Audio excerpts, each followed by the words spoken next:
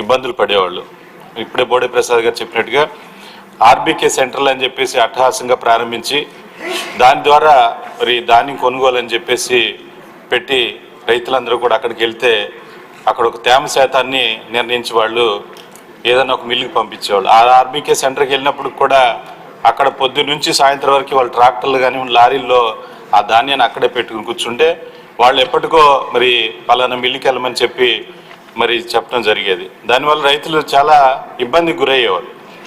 ఆ మిల్లుకి వెళ్ళిన తర్వాత ఆ మిల్లు దగ్గర మళ్ళీ ఆ మిల్లర్ ఏమో మళ్ళీ తేమ శాతం పరిశీలన చేసి అక్కడికి ఇక్కడ వ్యత్యాసం ఉంది, ఇక్కడ తేమ శాతం ఎక్కువ ఉందని చెప్పేసి మళ్ళీ రైతుకి చెప్పడంతో రైతు మరి బస్తాకి 100 నుంచి 200, 300 రూపాయలు నష్టపోవటం కూడా గతంలో జరిగింది అధ్యక్ష. దానివల్ల ఏంటంటే రైతులకి మరి ఆర్బీకే సెంటర్ వల్ల ఎటువంటి ఉపయోగం లేదు అధ్యక్ష. రైతులందరూ కూడా నష్టపోతూ ఉన్నారు. కాబట్టి దీన్ని మరి ఏ విధంగా పరిష్కరించాలనేది కూడా మరి గౌరవ మంత్రివర్యులు దీని మీద నిర్ణయం తీసుకోవాలని చెప్పేసి కోరుతా ఉన్నాం అధ్యక్ష.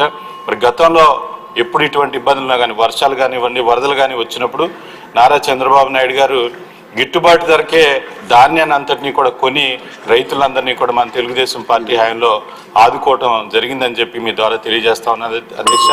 తప్పకుండా ఏదైతే బకాయిలు ఉన్నాయో వాటన్నిటిని కూడా వెంటనే త్వరితగతిన రిలీజ్ చేసి రైతులందరినీ కూడా ఆదుకోవాలని చెప్పేసి గతంలో జరిగినటువంటి పొరపాట్లు ఏవి కూడా భవిష్యత్తులో జరగకుండా ఉండాలని చెప్పేసి కోరుకుంటా ఉన్నారు. మినిస్టర్ గారు.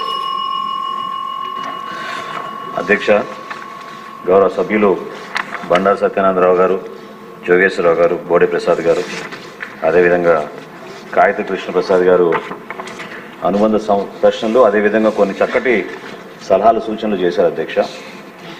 ఎంత దారుణమైన పరిస్థితి అంటే అధ్యక్ష, గత ప్రభుత్వం ఒక ప్రాఫిట్ మేకింగ్ కార్పొరేషన్ని మా యాన్యువల్ టర్నోవర్ సుమారు 20,000 కోట్ల రూపాయలు అధ్యక్ష. 39,550 కోట్ల రూపాయలు రుణాలు చేసి గత ప్రభుత్వం రైతుకి ఇబ్బంది పడే విధంగా, రైతుకి ఖచ్చితంగా అవమానపరిచే విధంగా వ్యవహరించారు అధ్యక్ష. ఈ 39,550 కోట్ల రూపాయల్లో కొన్ని స్టాచ్యుటరీ పేమెంట్స్ మేము చేయాల్సి వస్తే ఒక 2,000 కోట్ల రూపాయలు బ్యాంక్ ఆఫ్ బరోడాకి రాగానే ముఖ్యమంత్రి గారి దృష్టికి తీసుకొస్తే దాన్ని ఇమ్మీడియట్గా ప్రభుత్వం నుంచి చెల్లించడం జరిగింది అధ్యక్ష. ఈ రోజున్న ఆర్థిక పరిస్థితుల్లో గౌరవ సభ్యులందరికీ కూడా ముందుగా నేను మాటిస్తున్నాను. ఎందుకంటే మన ప్రభుత్వంలో రైతే రాజు.